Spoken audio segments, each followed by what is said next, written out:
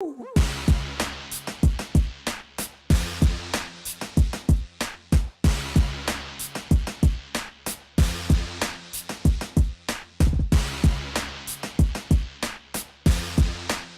welcome to HopCast. Thanks for coming back and drinking with us, everybody. I'm Brad Chmowski. My name is Ken Hunmeter. And Ken, these don't look like beers. They are not beers. Are they warranted to be on the HopCast if they don't have any hops in them? They're crafted. Right? They're crafted and they're alcoholic, so I think we're going to drink them. Sounds good. We're going to be drinking some ciders today from Vander Mill Winery out in Spring Lake, Michigan. So this is going to be kind of a new thing for us. Right, and they're pretty small. I think only Michigan and Chicago is kind of their market right now. So. Yeah, recently joining the Chicago market. Being able to see them on draft around town at select places. Yeah, I've been getting little sips here and there. Mm-hmm. But liking what I've had so far. But yeah, we can find their bottles on the shelves now at places like Whole Foods and Binny's and that kind of thing. So these two I picked up at Whole Foods, and they had another one, like a toasted pecan one that sounded like a Christmas one that I didn't want to get into for like springtime drinking. So yeah, we're gonna do. We just have their apple cider here, and also a blueberry version. Yes.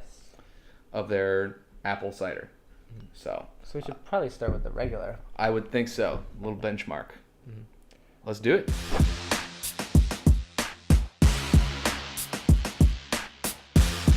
All right, well, that poured out that light pale, looks like apple. Yeah, very, very, very pale straw-like character to it. Pretty cloudy, a nice haze to it, but it certainly looks nice and refreshing. Yeah, that's great. It's got some champagne-like character.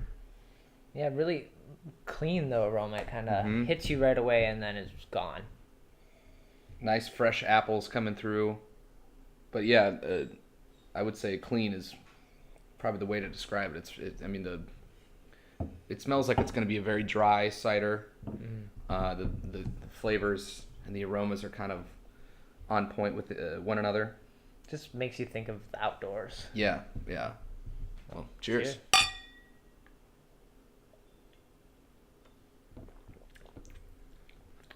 Oh, nice. It's really tasty. It's nice and dry, crisp. There's a lot of that great apple skin type of flavor coming on. Yeah, and there's like almost no taste of alcohol. And no. I feel like you're drinking juice. Yeah, you can mistake this for apple juice in the morning. And I will. You got your coffee stout and your cider. Yeah, these are kind of a beverage that I'm just now kind of getting into. Was never really a huge fan of cider, just and much like the beer aspect of the world, people don't realize that they like beer because they haven't had good beer before. Yeah. But been introduced to some really nice stuff, and now Vander Mill is part of that collection. So it's always nice to have a little change of pace. Yeah, and then you gotta drink more and try more of them to get a tone to that flavor and just find out what you like, I guess. But this isn't sweet at all. Like most ciders are like you don't like them because they're over sweet, and it's just like I just want to taste. Yeah, they usually back sweeten their ciders. Certain larger cider making companies. Does that mean when they're done? The fermentation is done, and then they're adding extra sugar, a concentrate of like apple juice or something like that. Is that just to enhance the apple flavor, or why would they do that? I think that, and you get a little bit more volume out of it. It cuts down on your fermentation space that you would need. Which is kind of a cop out. Okay. It's the adjunct version of the cider world. Okay. But ciders aren't taking as long to ferment, are they? I don't think it depends. Some of them that I've tasted are almost like a goose.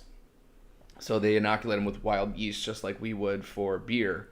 And so obviously those yeast strains are going to take a little bit longer, but I think your typical just run-of-the-mill apple cider, probably around the same time as a typical, say you had a wheat ale or something like that. It's just a 4.5% wheat beer. It probably fermentation probably about the same. Okay. But they're gonna be going through a lot of apples for this. Like That's I don't know if they have their own orchard. It just kind of says they're using Michigan apples. all Michigan fruit.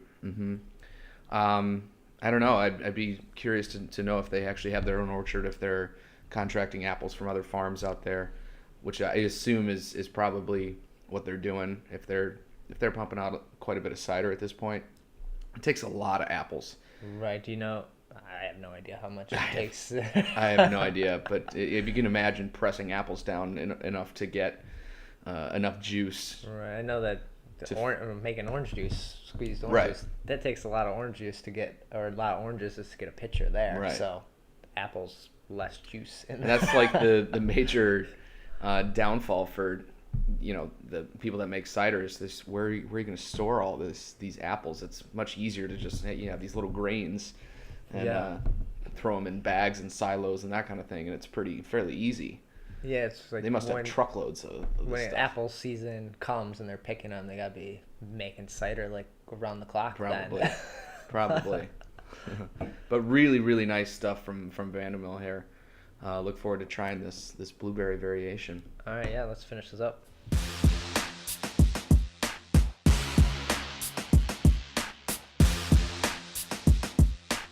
That was delicious. It was. I'm gonna have a good time drinking the rest of that. Yeah, I'm going back for seconds. But we might be passed out at 7%. Yeah, we didn't really realize how high in alcohol that beer was. Or wow, I'm used to saying cider now. Yeah, I mean, we both kind of assumed it would be in the 4.5% range, and it was up there at 7%, and it was hidden completely. Well, you usually see like woodchucks like 7 or 4. Is right? it? So that's what I thought. But if they're using, like you said, the adjunct to kind of mellow that out, maybe. Yeah, So. I don't know, but yeah, let's go ahead and delve into the blueberry variation.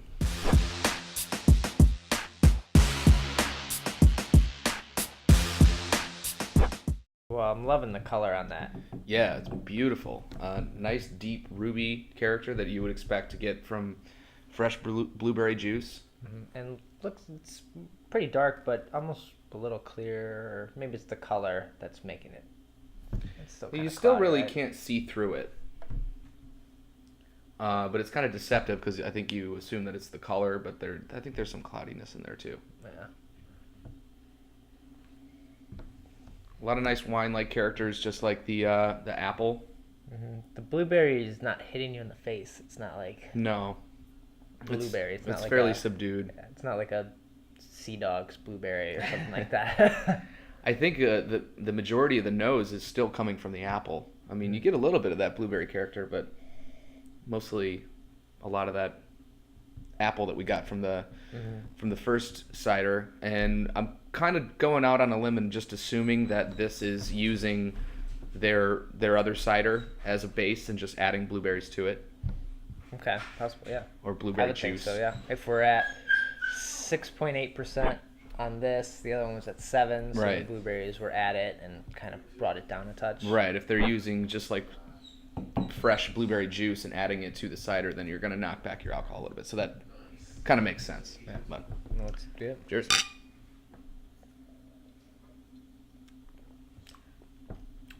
Ooh. Yeah, real nice. A little sweeter, but not, again, not over in your face, No. over the top or anything. And the blueberries kind of add a different level of acidic character to it. They're sweet up front, but they finish kind of with a nice tart note, and with that apple that we had in the original, they kind of marry well together. They're a different type of acidity. It almost seems like. It's not as dry as a wine, but it's kind of making me think of a wine. Just maybe it's the blueberries and the fruit added there.